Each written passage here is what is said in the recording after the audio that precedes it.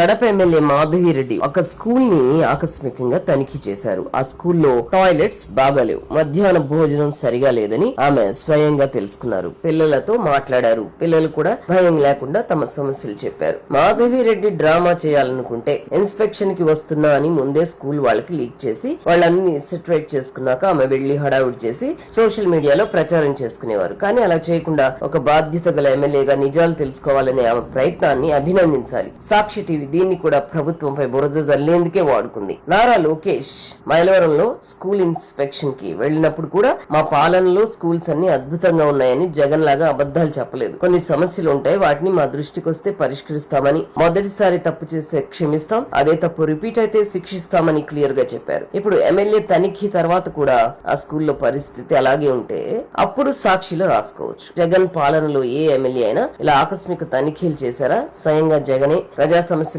తనకి కనబడకుండా పరదాలు కట్టుకుని తిరిగాడు. అలాంటిది కూటమి పాలనలో ఒక మహిళా ఎమ్మెల్యే ఇలా స్వయంగా సమస్యలు తెలుసుకుంటుంటే అభినందించాల్సింది పోయి దాన్ని కూడా అవహేళన చేస్తున్నారంటే సాక్షి తనే.